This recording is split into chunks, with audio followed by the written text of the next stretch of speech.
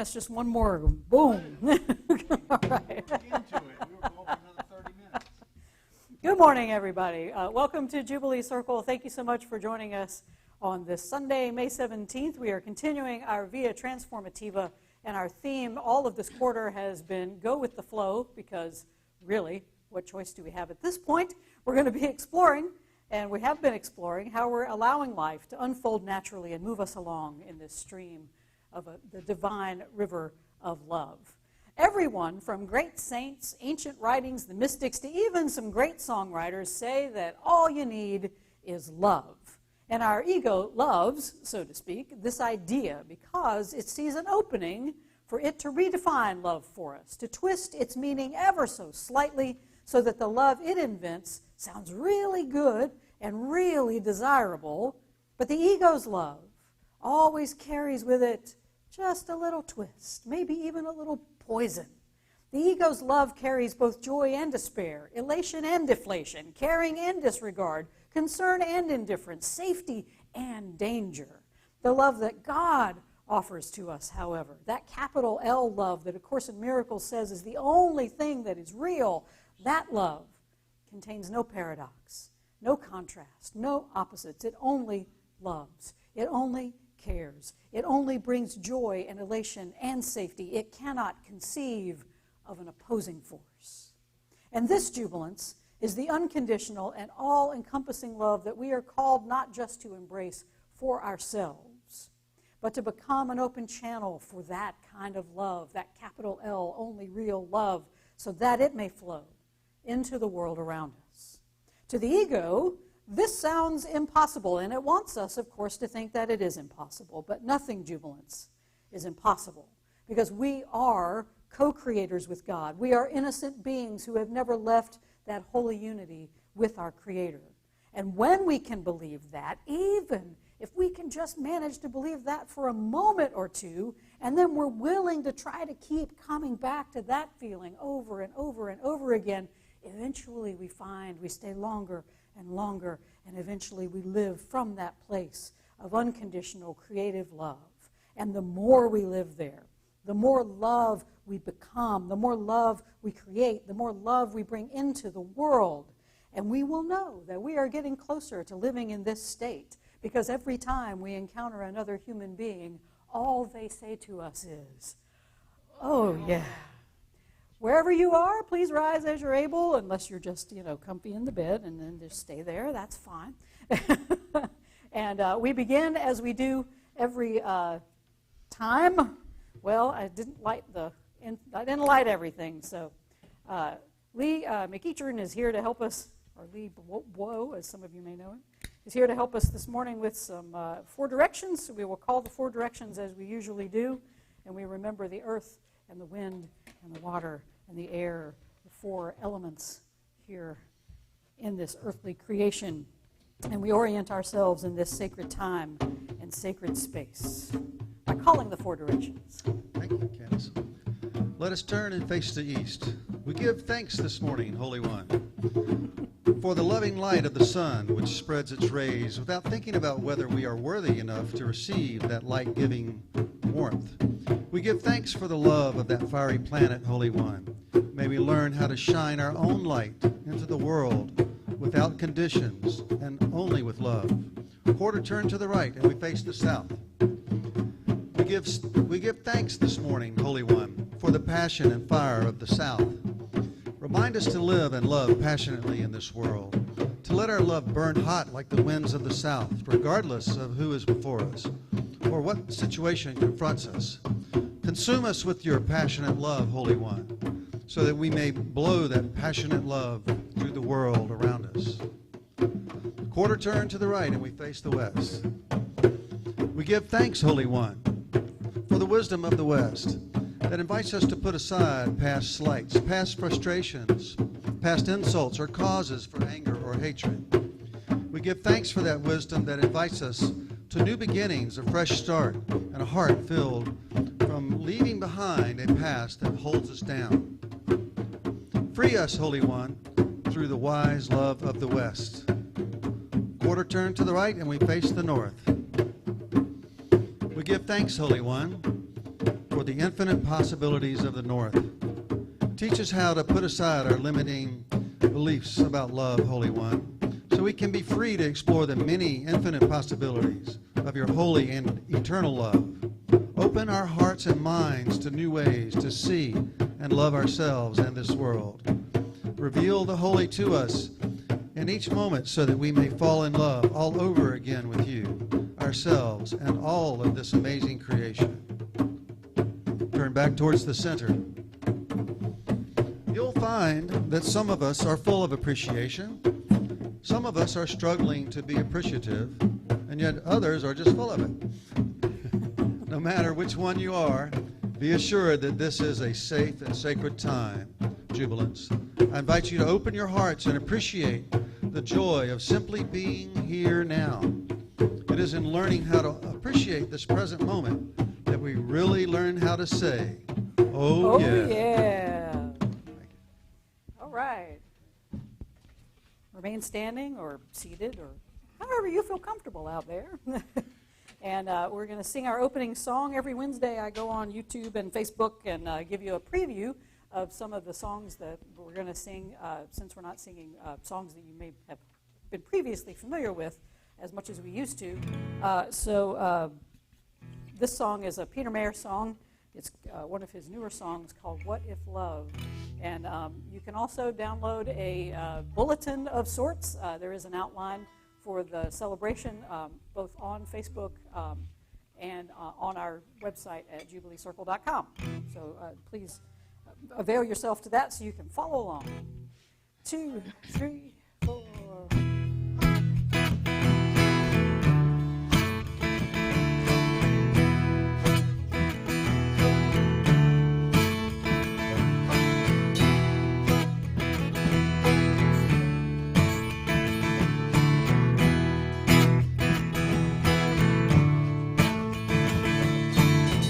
Science has revealed at last what happened in the distant past, back in the beginning of time. But from what the cosmos came, back before the great Big Bang, it's finding more hard to describe. It could be anybody's guess. So is it crazy to suggest? What if love? What if love? What if love is all it was? What if love? What if love? What if love is all it was? What if that love still sings, still alive in everything, moving through the whole universe, rising in the light and dark, hiding in the smallest part, burning like a flame that always burns, like the atoms, like the air, invisible but everywhere. What if love? What if love? What if love is all it was? What if love? What if love? What if love was all it was? What if love were the organizing force by which the beauty of the earth emerged? They joined the particles and the molecules and living cells and vegetable trees, bees and birds. What if to act on love's behalf, to practice kindness, was the most natural thing of all?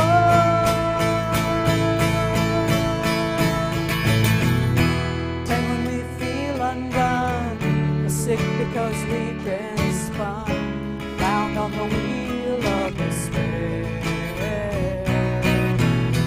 We can just breathe it in, reach for that source again, reach out to what's already there. The mystery from whence we came, just for a song, let's give it a name. What if love? What if love? What if love is all it was? What if love? What if love? What if love? What if love? What if love was all it was? What if love? What if love? What if love? What if love? What if love is all it was? One more time. What if love? What if love? What if love? What if love is all it was?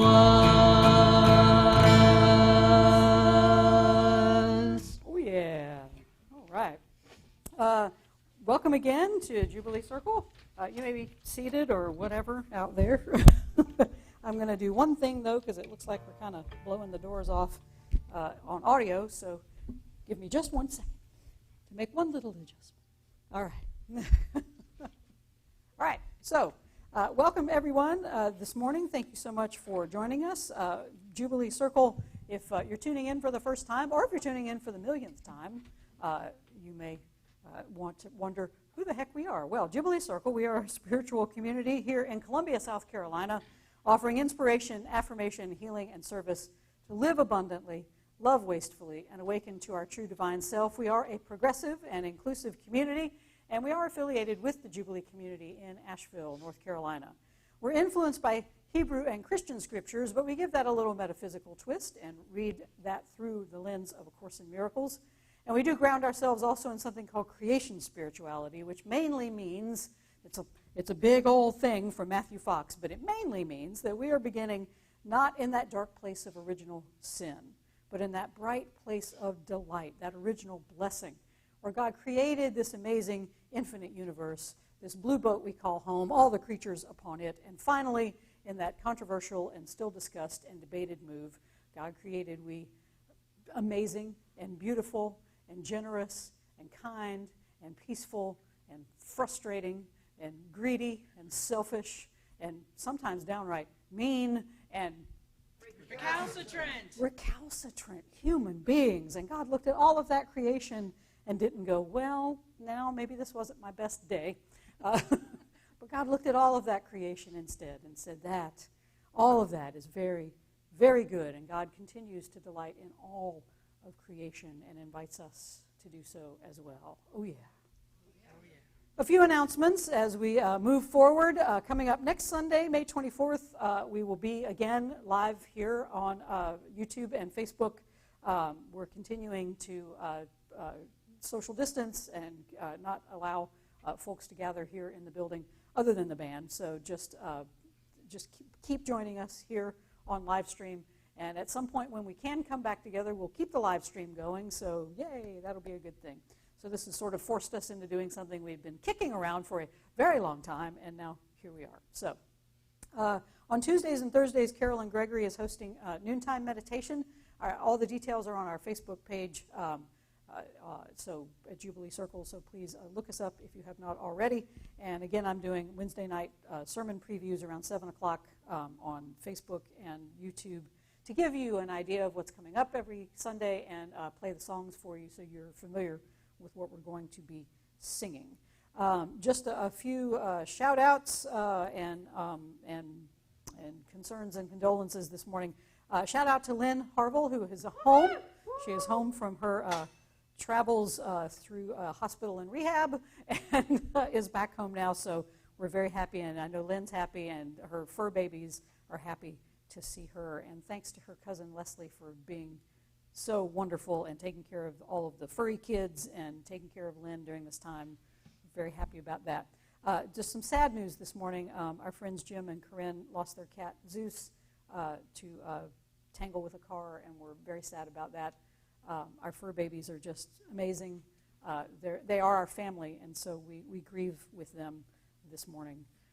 And anyone else out there having a bad day, you know, we're here with you to maybe hopefully lift your spirits, make you laugh a little bit, and have a good time this morning as you learn a thing or two, because that's what we do here at Jubilee. All right. Huh? What? Oh, and Michael Michael is not with us this morning. We want to say hello to Michael. He was unable to join us this morning, and so hopefully he will be back with us very soon. All right. Was there anything else? No other shout-outs? Okay. All right. Hear these wise and ancient words from this wise and not ancient. Oh, go ahead. I always wanted to ding myself. There you go. From the Jesus story, John 14:15 through 19. If you love me, you will keep my commandments, and I will ask the Father, and he will give you another advocate to be with you forever. This is the Spirit of truth, whom the world cannot receive, but it neither sees him nor knows him. You know him, because he abides with you, and he will abide in you. I will not leave you orphaned. I am coming to you. In a little while the world will no longer see me, but you will see me, because I live, you will also live. From A Course in Miracles, chapter 6. The crucifixion cannot be shared because it is the symbol of projection, but the resurrection is the symbol of sharing, because the reawakening of every son of God is necessary to enable the sonship to know its wholeness. Only this is knowledge. The message of the crucifixion is perfectly clear. Teach only love, for that is what you are. If you interpret the crucifixion in any other way, you are using it as a weapon for assault rather than as a call for peace for which it was intended. The apostles often misunderstood it, and for the same reason that anyone misunderstands it. Their own imperfect love made them vulnerable to projection, and out of their own fear they spoke of the wrath of God as his retaliatory weapon. The power of the sons of God is present all the time, because they were created as creators. Their influence on each other is without limit, and must be used for their joint salvation. Each one must learn to teach that all forms of rejection are meaningless. The separation is the notion of rejection. As long as you teach this, you will believe it. This is not as God thinks, and you must think as he thinks if you are to know him again. From the Muslim mystic poet Hafez. Admit something. Everyone you see, you say to them, "Love me." Of course, you do not do this out loud, otherwise someone would call the cops. Still, though, think about this great pull in us to connect. Why not become the one who lives without a full moon in each eye that is always saying, with what sweet moon language, what every other eye in this world is dying to hear? These are wise and holy words. Thanks be to the holy. All creation is holy word. All creation speaks volumes of the holy. Hallelujah. Let's stand and sing. 2, 3, 4.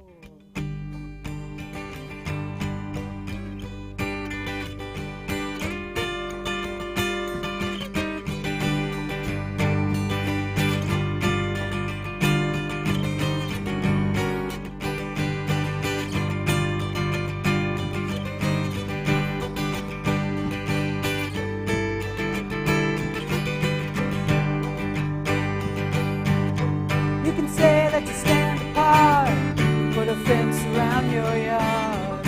You can build a tall rampart and guard it till it's done. You can dig yourself a moat, burn the bridge and burn the boat. Won't matter that much, you know, 'cause all the world is one.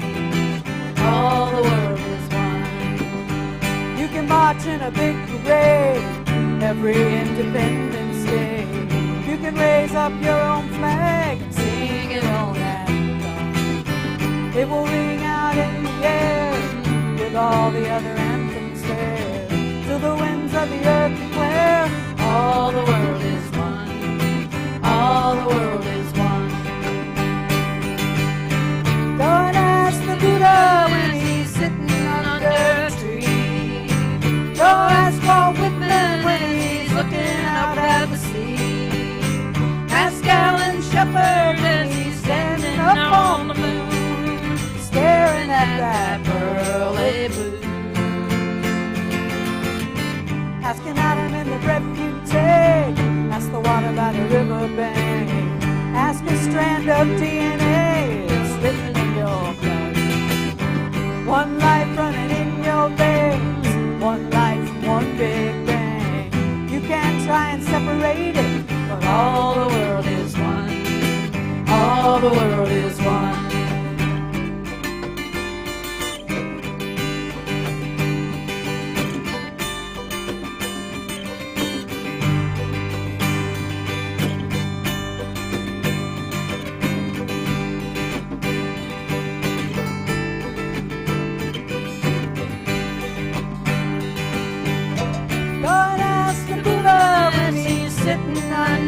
Street. Ask Annie Dillard when she's up on Tinker Street. Ask Alan Shepard as he's standing up on the moon, staring at that pearly blue.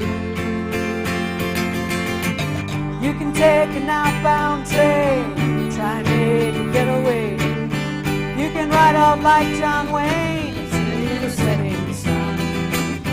But earthlings don't leave town, they just go around and round till they figure out all the world is one. All the world is one. All the world is one.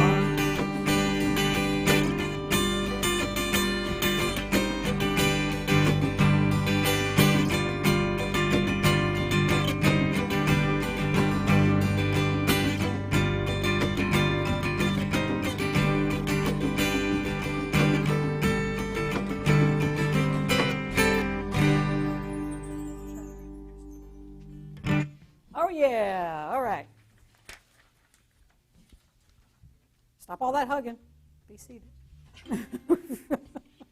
Telling y'all I miss all that hugging. Maybe one day soon I can get back to actually hugging during a hugging zone. Wouldn't that be nice? Now, y'all, I told you about this special guitar a few weeks ago, that it's both an electric and an acoustic. So I'm going to play it in its electric version today. I know, it's mind-blowing. It really is. Our song this morning is one I wrote recently called Love Does That. And it came from a line in a songwriting challenge prompt to write a song with one line in the chorus.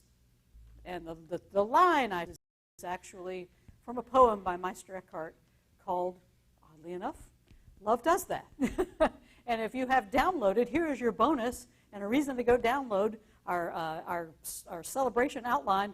That poem from Meister Eckhart is in there. So that's something a little extra for you so you can read along and know what that poem says. There you go. There's your teaser. That's your incentive. And the song goes something like this. 2, 3, 4.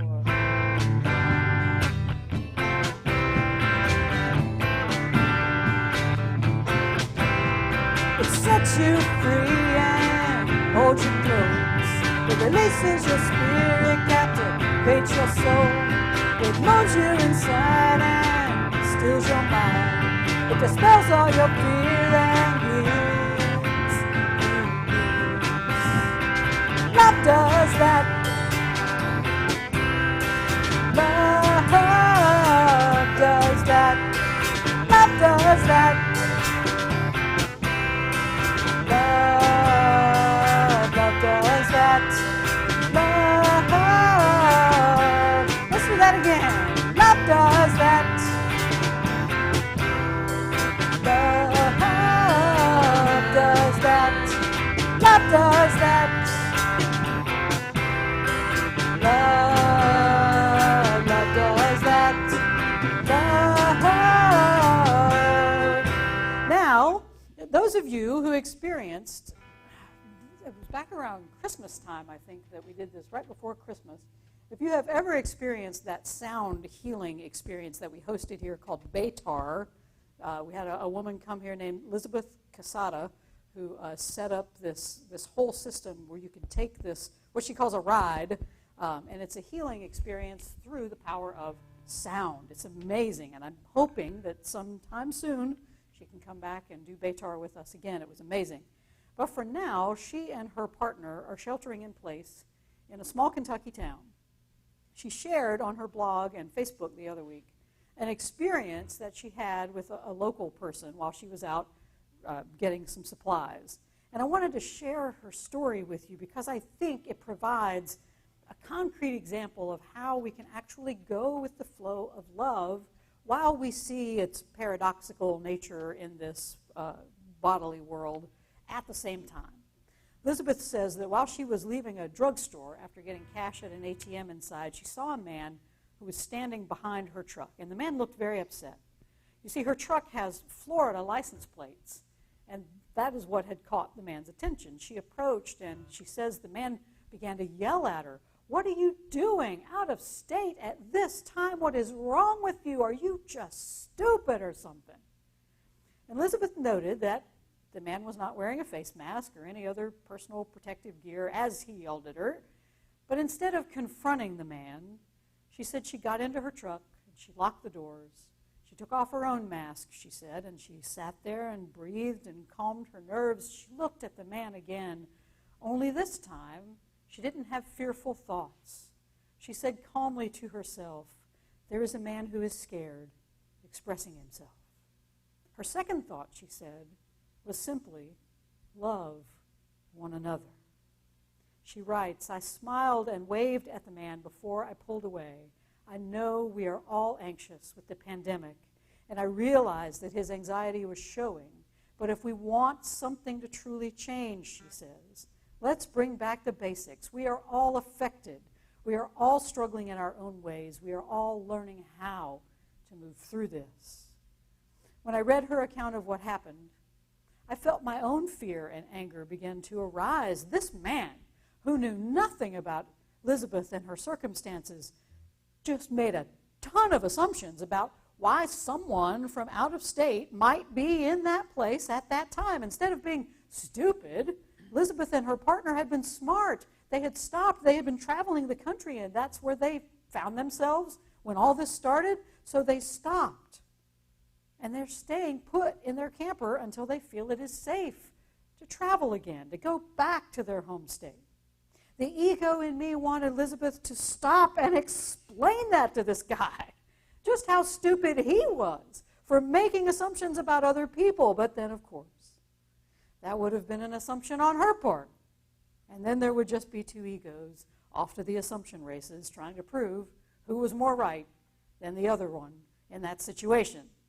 The ego, however, is going to call this kind of an argument loving.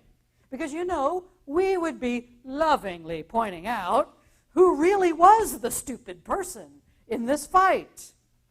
And that's the ego's idea of love. The one who is right is obviously the most loving, since they're the one out there correcting all of the world's errors. Sometimes, love hurts. Love's got to argue. That's what the ego tells us. Elizabeth, though, she did the actual loving thing. Instead of projecting the crucifixion, as today's reading from A Course in Miracles talks about, instead of increasing the pain and fear in the world, she shared resurrection. She shared love with this man. She embraced her role as God's messenger by remembering the true message of the resurrection. Teach only love, for that is what you are. Love doesn't have to argue. It doesn't need to be right. It just needs to be shared. And Elizabeth shared it in the best possible way. She first embraced her own healing, which is what it means in the Course when we accept the atonement for ourselves. Then she shared in her heart and mind that healing with that scared man who was expressing himself. None of us are ever healed alone, the Course says. So when we heal even just a portion of ourselves, all those around us share in that healing. This scared man was caught in his fear, and he was calling out for love. Elizabeth rejected the ego's call to bring more fear and crucifixion into the world. Instead, she answered him by silently lifting both of their burdens, because love does that. Breathe deep. 2, 3, 4. Sorry, let's do that again. It relieves your burden and grants you freedom. It removes your sadness and offers solace. It makes for what's missing and heals your wounds. It launches your spirit and grounds you enjoy. Love does that. Love does that. Love does that. Love.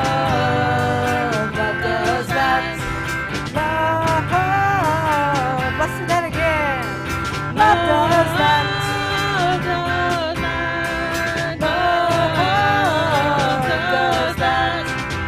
does that?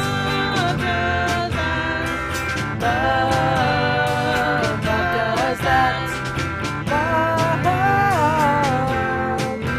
What makes Elizabeth's story so powerful is that she didn't rely on her own strength to do anything in that moment. As the Course reminds us, the ego speaks first, and it always speaks loudest, but she ignored that voice that told her to fearfully defend herself.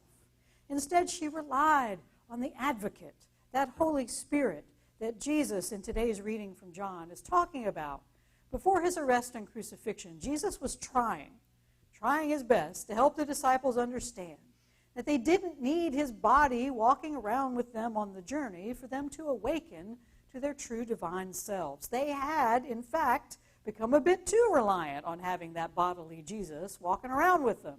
They had this idea that he was the Messiah, that they were expecting someone who was going to brutally overthrow their oppressors in this bodily world and lead them in some sort of military-type revolution. And Jesus is trying to disabuse them from this idea. He is telling them in this passage that when he's no longer here physically, there's going to be something or someone else to guide them. There will be an advocate, the Holy Spirit, that will be with them forever. That Spirit, he says, won't be perceived by the world, meaning this physical, illusory world, because the ego has no interest in allowing us to see the Spirit that always guides us. It's going to deny it all the time. The disciples, however, Jesus said, you're going to be able to see this Spirit. Not because it's somewhere out here in this bodily world, but because it's something that lives within each of us. When we can see within us, Jesus says, what we will see is the Spirit of truth. That word for truth in Greek, it's aletheia. United Church of Canada minister David Ewart reminds us that the first letter in Greek, that A, that is like un in our language. And so he writes that Lethe is the river in Greek mythology that the dead drank from in Hades in order to forget their past. So aletheia, or truth, it has a sense of waking up. We're not forgetting anymore. We're remembering. We're overcoming our oblivion and our stupor. We're being alive and vital. We're not being deceived by false ideas or desires or scams. We see what actually is that truth, that aletheia, that remembering. The Spirit of truth, then, our advocate, is here to help us undo our forgetting so we can remember who we truly are, which is something the ego has no interest in us seeing. Instead, the ego wants us to keep dwelling on the crucifixion. Just look at the suffering, it says. Look at the meanness. Look at the horror of this world that we have created. But our reading from the Course says that this pull to focus on fear instead of love was so strong, even among Jesus' disciples. They got the message of the crucifixion wrong. They used it to create these theologies about this wrathful God who had to sacrifice his own son. And they project their fear into the world, and they did it for the same reason we are still doing it right now. The Course says their own imperfect love made them vulnerable to projection. This is what happens when we step outside the flow of love. When we disregard its paradoxes that fill our lives, jubilants, we forget the true message of the crucifixion. Teach only love, for that is what you are. Teach only love, for that is what you are. I think it's instructive to note that right before Jesus gave these instructions to his disciples, he had been sitting at the table with them, having that famed Last Supper. At the end of the meal, he revealed that one of those sitting amongst them would go out that very night and betray him. 30 pieces of silver. You all know the story. Before he starts making the speech to the remaining disciples, he sent Judas on his way. He knew what he was going to do. And that's the paradox of the flow of love, jubilants. It welcomes both those who love us and those who will betray us in a heartbeat. Love includes those we call friends, those we call enemies, those we call strangers. Love does not discriminate based on any bodily form, any earthly category, or other lines of separation that the ego loves for us to draw. Love, instead, sees beyond. Love beholds the spirit of truth within everyone. It doesn't overlook the dastardly roles others may be playing in this world. It looks through them. Because in reality, with a capital R, they're not even there. You will see me, Jesus tells his disciples, because I live. And Jesus is saying that he is still alive today, not just within us, but within everyone we meet. We see Jesus when we can see through the ego of everyone we come in contact with. One day, like Jesus, our bodies will disappear from this realm. But that just means that we have fully entered that eternal flow of love. And then we will see truly. We will see all the paradoxes that we experienced around love in this bodily world. It's all just make-believe. Breathe deeply. Let's sing that chorus a couple of times, because it's fun. 2, 3, 4. Love does that. Love does that. Love does that. Love does that. Love does that.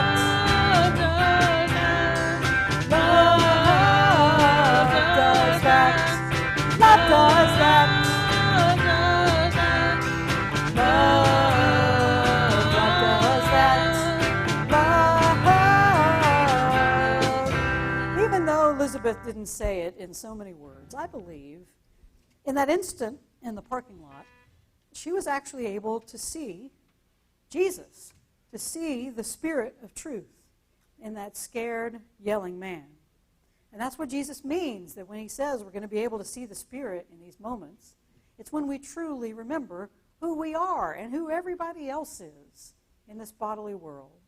That Muslim mystic poet Hafez says, in each moment, that true divine self of ours is walking around saying, love me.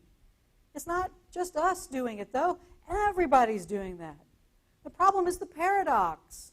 Often that request for love in this bodily world looks like fear. Often it looks like hate. Often it looks like greed.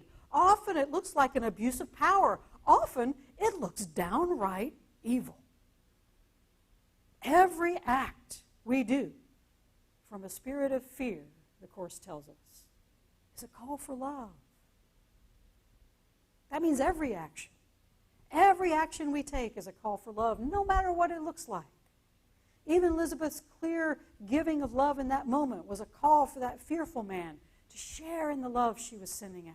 He had a choice, of course, whether or not to accept her love or remain in his fearful ego, and we can only hope that her nonviolent and silent response found a place to land within his heart. Elizabeth did the work that we are all called to do, which is to model that love in action in a world so more people will be able to see the spirit of truth that moves in, around, and through this bodily world. The power of God's children, the Course tells us, is present all the time because they were created as creators. Their influence on each other is without limit and must be used for their joint salvation. And jubilants, that is our call in the world, to be so engulfed in the flow of love that everything we hear, whether the bodily world says it's good or bad, is simply a call for love. Every moment we encounter another human being or creature on this planet, they are asking us to love them, and we are asking them to love us. When we are in the flow of love, all of the ego's overlying paradoxes of love just fall away. We become co-creators of a world of love with God and with one another. Each one, the Course says, must learn to teach that all forms of rejection are meaningless. Each one, the Course says, must learn to teach that all forms of rejection are meaningless. The separation is the notion of rejection. As long as you teach this, you will believe it. This is not as God thinks, and you must think as God thinks if you are to know God again. Judas's betrayal of Jesus was meaningless in the realm of the holy. Everything we say that is bad in this world is meaningless in the realm of the holy, because it reinforces this idea that we are somehow separate from one another. Jubilants, everyone, every creature you meet is calling for love. That's the only meaningful thing we can do in this world. Whenever others try to bring us crucifixion, we are invited to say to ourselves, this is a frightened person asking for love. We too, we are frightened people asking for love. But the Course says that whatever is missing in this world is not there because we are not given it. Elizabeth saw a moment where love was not present, and she gave it. She offered her love in that moment, and she avoided increasing the suffering of crucifixion in this world. That's our calling, Jubilants. It's our calling today. It's our calling every day to enter that flow of love and see its paradoxical nature disappear. That's an illusion, just like everything else. We have one job here, one job. And it's really clear. Teach only love, for that is what you are. Teach only love, for that is what you are. Everyone you see, Jubilants, everybody. I don't care who they are or what they look like. They're asking you to love them. Your one job is to do that however you can. Hafez asks us, why not? Why not become the one who lives with a full moon in each eye that is always saying, with that sweet moon language, what every other eye in this world is dying to hear? Jubilants, why not? Why not? Let's sing. Let's start with that chorus. 2, 3, 4. Love does that. Love does that. Love does that. Love does that. A heart captivated by love is always free to roam. As far as it cares to go, it knows it can always go home.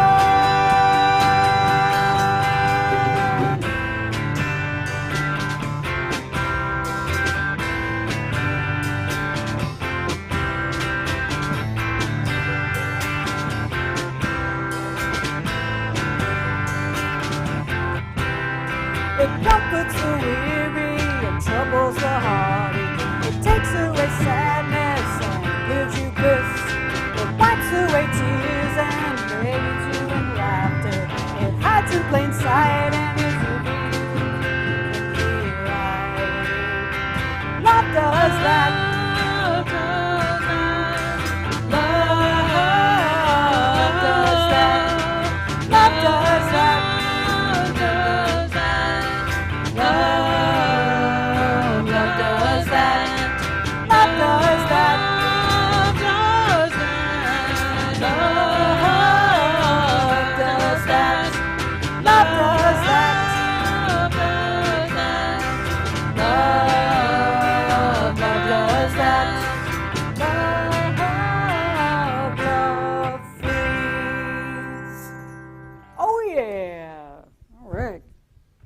I invite you during this prayer time, if you have your own singing bowl, please feel free to use it. If not, why not? They're lovely. They're great to have in your own home. Light a candle, join us in prayer, join us in some meditative time. I have had my say, now let the Spirit speak to you.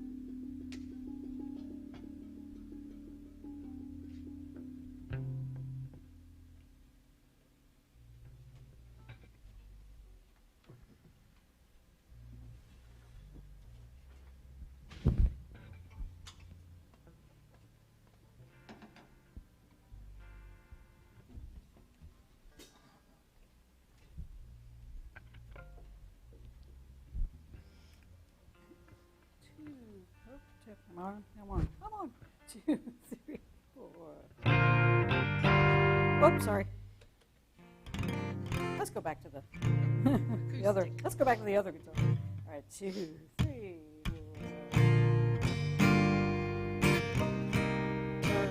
4. All right, let's try that again. Hey, it's rehearsal. It's just like rehearsal. Capo 3. 3. Nope, you're on the wrong song anyway.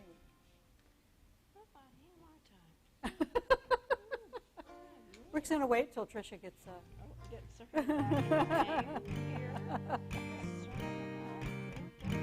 Hey, she's on the right page now. If we're all on the right, we're all on the right song. Works much better. All right, 2, 3, 4.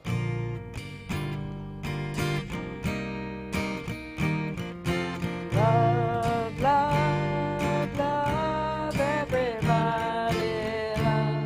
Love, love, and it's hard to love. Love, our loving will change the world.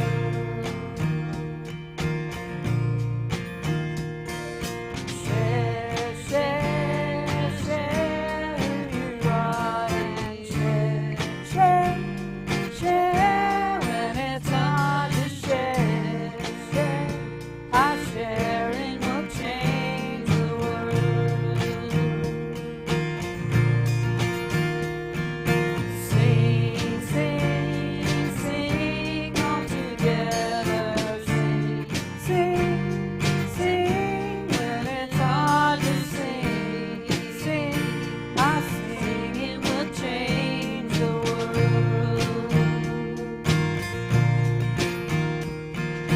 Care, care, care for each other. Care, care, care for the ones who need care. Our caring will change the world. Find me singing for you, heart wide open for what we came to do. Wind in the trees sings the melody true. Love everybody, let the love shine through. Everybody sing now. Love, love, love everybody. Love, love, love when it's hard to love. Love, our loving will change the world. Our caring will change the world. Our sharing will change the world. Our singing will change the world. Our loving will change the world. Oh, yeah. All right. So, as we start to move into our talkback session, I invite you to join us in a few minutes via Zoom. We will gather and talk about today's celebration, today's lesson. And if you would like to join us, the information is on the bulletin that you can download at jubileecircle.com. It's also on the page, the front page there at jubileecircle.com, on our Facebook page as well. And so I would like to just continue to say thank you for those who have generously supported us during this time when we cannot gather, during this time that we have been forced to just do live stream gatherings. And just we miss everybody. We miss a full room of people. Mm-hmm. And one day, hopefully very soon, we can come back together and gather again as a body. Until then, we still have to pay rent on the building. We still have to pay for air conditioning and all of that fun stuff, and we still have to pay salaries. So please, if this community is something that is meaningful to you and you want us to see us come back stronger than ever when we post-COVID, please give to us as you can, and please support us. And thank you for those who have been steady in their support of us, and to those folks who have newly come on board to support us. We are appreciative of you as well, and we hope that we will get to see everyone very soon in person, and we can pass this basket around, or as the CDC is saying, leave it in one spot, and you can use it again when we gather again in person. And we understand that giving and receiving are one. As you give to us, it flows back out into the world, and as we give this celebration to you, that flows back into the world as well. So giving and receiving are one. And so we acknowledge that God's love has always met and will always meet my needs. I give freely and receive joyfully, knowing that giving and receiving are the same. Oh, yeah. All right, so we are going to adjourn here in just a moment and go to our Zoom meeting. Again, please join us over there for some discussion time. And I just want to thank the band. Every week, these people keep showing up and doing an amazing job. So thanks to Janice Mewborn over here on banjo, to Tricia Fopp on guitar and vocals, and awesome vocals, too, over here from Janice, to our drummer, Beth DeHart, to Keith Edwards, our bass player. I am Candace Shalou, and we hope Michael will be back. Michael Reisman will be back with us very soon, and we say hi to him. Hi, Mike. Hi, Michael. And thank you to Lee for being here and helping us out this morning. And y'all have a great week. Be safe. We love you. And as Jubilee, as we say here at Jubilee, let us, well, it's a beautiful world out there. And then the people say, Oh, yeah. Oh, yeah. We'll see you on Zoom.